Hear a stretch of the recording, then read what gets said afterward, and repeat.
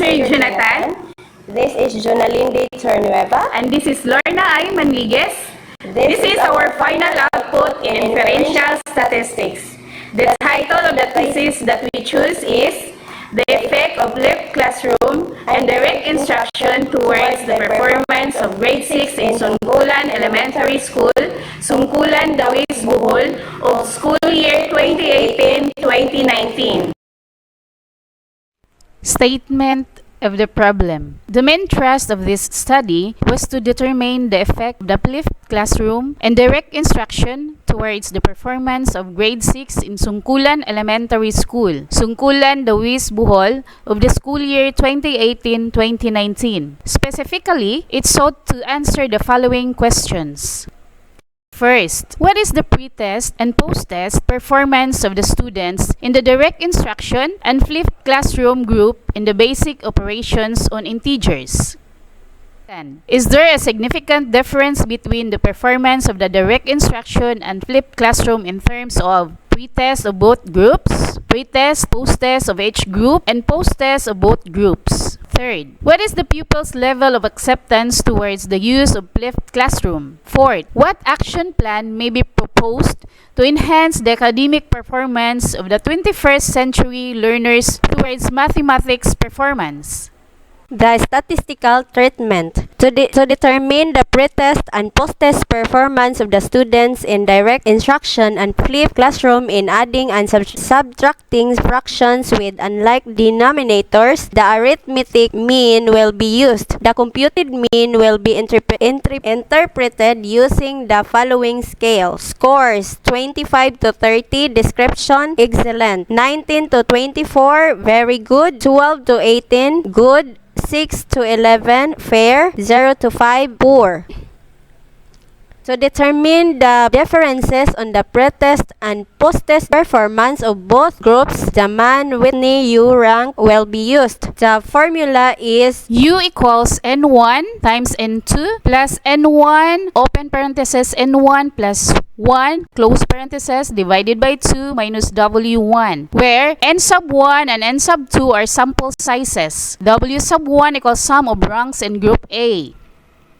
Next, to determine the differences on the pre-test, post-test of each groups will be determined using Wilcoxon signed rank test. The formula given is W equals W sub 1 plus W sub 2 divided by 2, wherein W is the smallest sum of ranks of the two groups. W sub 1, the sum of ranks of the first group. W sub 2, the sum of ranks of the second group.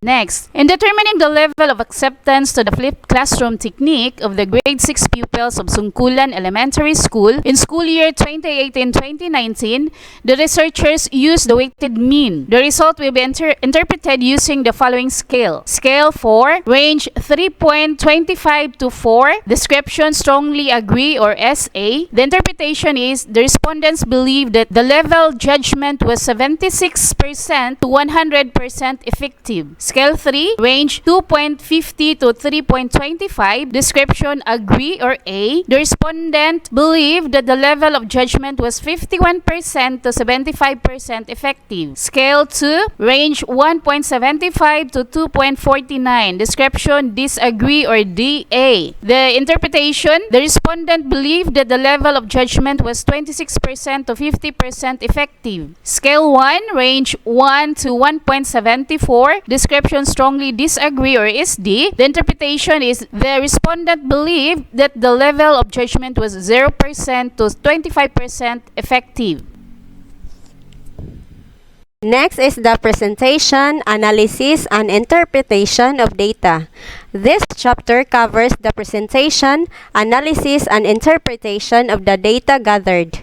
This presents the performances of the pupils with regards to the use of direct instruction of flipped classroom technique.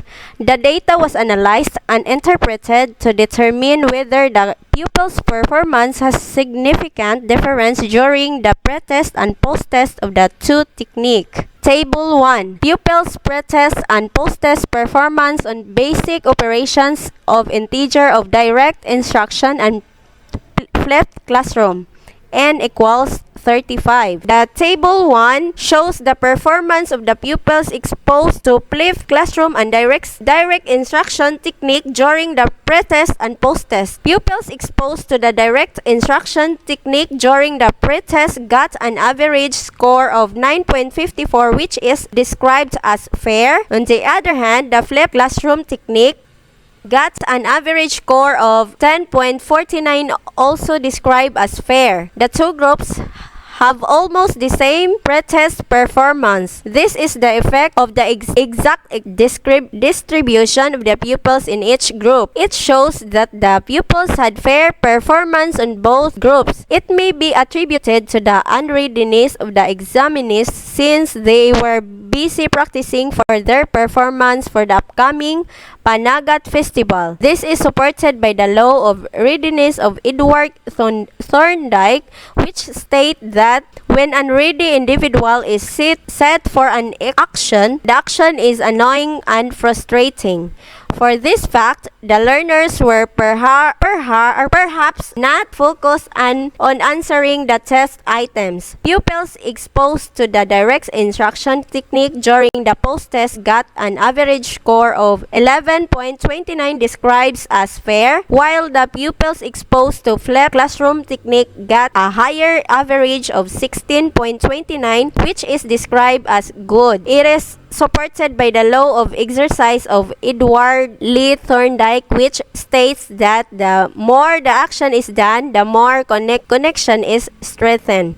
This can be inferred that through brainstorming and collaboration, the pupils' knowledge on the basic operation of integers enhances. As observed, there were pupils who got a higher performance and were able to comprehend and retain the concept after they were exposed to the two teaching techniques. On the post-test performance of both groups, it showed that the pupils exposed to the flipped classroom technique learned better than those pupils exposed to the direct instruction. This means that they were able to understand the math problems with the use of flipped classroom. The result was attributed to the effectiveness of flipped classroom as a teaching technique in solving math problems involving basic operations on integers. Table 2. Difference between the pre-test and post-test of the control and experimental group. Table 2 shows the difference between the pre-test and post-test of the control and experimental group. The first row of the table displays the pre-test performance of both groups. As shown in the table, the difference between the pre-test results of the control and experimental group is insignificant, as shown in the computed value of negative 1.364 and the p-value of 0.173 at 0.05 level of significance. Thus, the null hypothesis is accepted. This implies that there is no significant difference between the pretest results of the control and experimental group. This means that the two groups have almost the same performance during pretest. The second row of the table displays the pretest and post-test performance of the control group. It shows the difference of the pretest and post-test performance of the control group is significant, as shown in the computed value of negative 3.102 and the p-value of 0.002 at 0.05 level of significance. Thus, the null hypothesis is rejected. This implies that there is significant difference between the pretest and post-test performance of the control group. It also implies that direct instruction is effective in enhancing pupils' mathematics performance. The result is supported by Vygotsky's zone of proximal development that emphasizes that traditional instruction, which states that a child can perform or act a higher level of competency with the help of an adult or expert. This means that a child can master tasks if given appropriate help and support by a more knowledgeable person. The third row displays the pretest and post-test performance of the experimental group. As shown in the table, there is a significant difference between the pretest and post-test of the experimental group, as shown in the computed value of negative 5.097 and the p-value of 0.000 at 0.05 level of significance. Thus, the null hypothesis is rejected. This implies that flipped flipped classroom is effective in enhancing the pupils' performance. This is supported by Altair 2012, which states that students gain knowledge through direct personal experiences, and the frequency of these personal experiences can be increased in a flipped classroom through the use of activities, creating students who are active learners rather than passive learners.